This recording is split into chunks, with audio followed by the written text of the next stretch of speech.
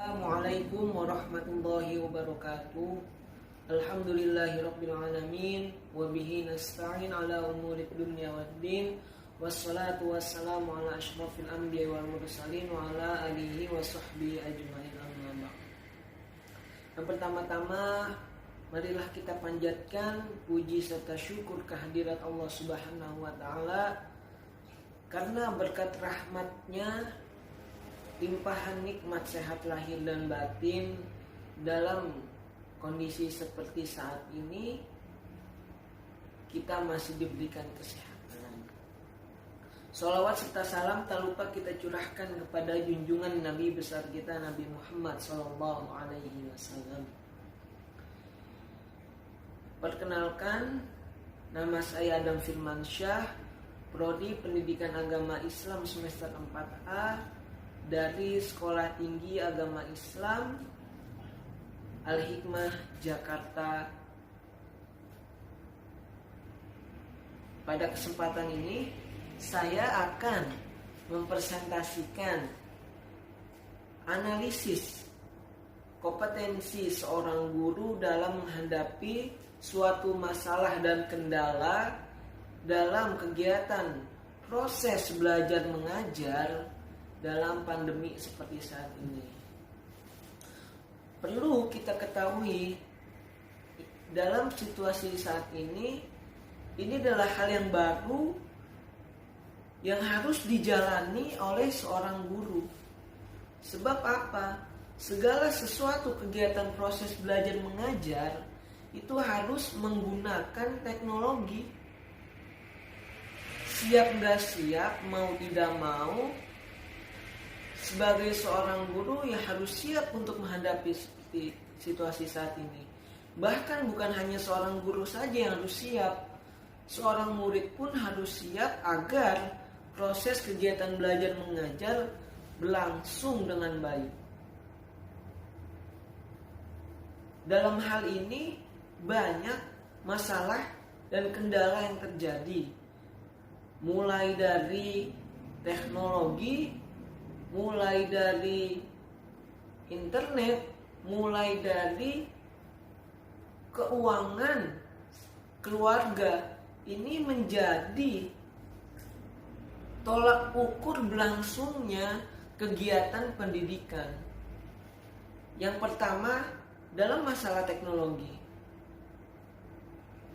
saya menganalisa dari beberapa guru senior yang mungkin mereka itu belum bisa mengaplikasikan suatu teknologi.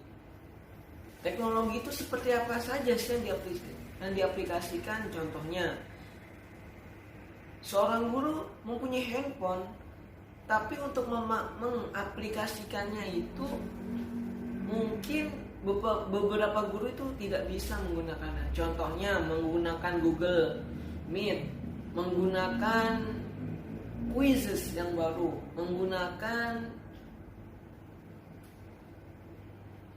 Google Form, menggunakan Zoom Meet. Ini memerlukan suatu bimbingan bagi guru-guru senior yang mungkin mereka itu belum bisa menggunakannya.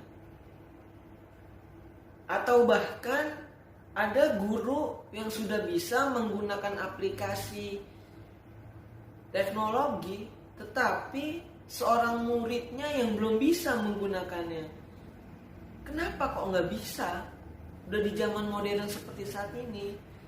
Mungkin satu, kendalanya itu mungkin murid itu tidak memiliki handphone, atau murid memiliki handphone tapi tidak memiliki kuota internet. Ini yang menjadi kendala dalam kegiatan proses belajar mengajar. Dalam kegiatan ini atau dalam masa pandemi seperti saat ini, bukan hanya guru yang menjadi peran utama untuk berlangsungnya kegiatan belajar mengajar. Bahkan orang tua pun menjadi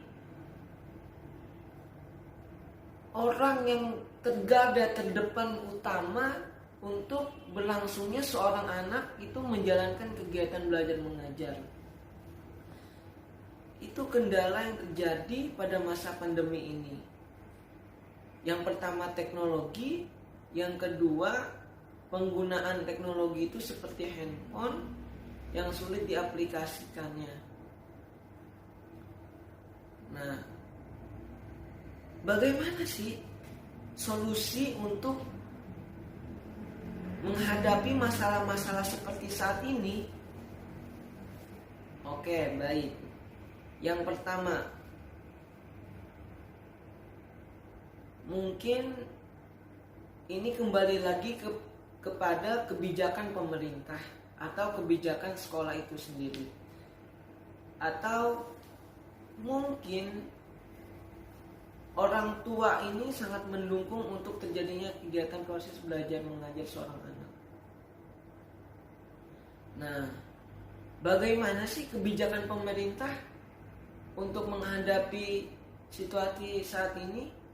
Bukan hanya masalah di guru saja, tapi pemerintah juga harus andil dalam menghadapi masalah yang dihadapi oleh seorang guru. Contoh, oke, baik, pemerintah memberikan handphone kepada murid-murid atau siswa yang kurang mampu dalam membeli handphone tersebut, sudah baik. Itu juga sudah diaplikasikan oleh pemerintah. Saya melihatnya di televisi. Tapi banyak kekurangan dalam kegiatan proses belajar mengajar ini berlangsung.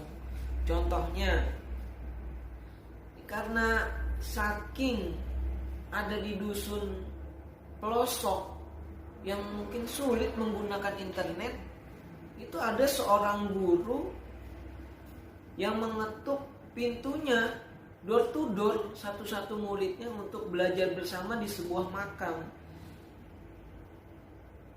Ini luar biasa sekali menurut saya. Seorang guru yang begitu semangat, anaknya semangat, itulah yang menjadi solusi ketika seorang guru sangat bersemangat ingin mengajarkan atau mentransfer ilmunya kepada murid-muridnya, rela belajar di sebuah makam. Solusinya bagaimana lagi untuk menghadapi pandemi seperti saat ini? Mungkin seorang guru membuat video lalu mengaplikasikannya, video guru itu yang sedang memberikan materi lalu diupload di sebuah YouTube, lalu linknya itu disebarkan kepada anak-anak muridnya. Nah, langsung bagaimana lagi ketika murid itu kan gak punya internet, atau gak punya laptop, atau gak punya alat aplikasi lainnya. Oke, ini kembali lagi kebijakan ke sekolah. Mungkin sekolah bisa menyediakan 5 laptop untuk 5 orang dalam sehari. Caranya gimana? Andaikan murid di dalam satu kelas itu ada 30 orang, kalau satu hari di dalam sejam digunakan oleh 5 orang, itu memungkinkan sekali, menutup kemungkinan semua anak itu bisa belajar melalui komputer yang sudah disediakan di sekolah. Nah, itulah yang solusi yang bisa diaplikasikan. Lalu bagaimana cara lebih efektivitasnya lagi, bagaimana sih ketika kita sebagai seorang guru untuk mengetahui anak itu belajar apa tidak sih, anak itu sedang apa sih. Caranya gimana? Caranya kita memberikan tugas kepada seorang murid itu, mungkin dengan cara difoto, dikirimkan ke seorang guru, atau ada suatu Wadah itu suatu tempat di mana disediakannya soal atau foto-foto yang akan dikirimkan bahwa dia itu belajar. Contohnya membuat grup WhatsApp, itu kan sangat mudah untuk diaplikasikannya. Nah, kesimpulannya bagaimana? Kesimpulannya dalam hal ini masalahnya cuma satu, terkendalanya teknologi. Mulai dari itu handphone atau internet. Inilah mau tidak mau, siap tidak siap, Indonesia harus merasakan bagaimana sulitnya belajar dengan teknologi, tapi ini menjadi hal baru untuk negara Indonesia ini.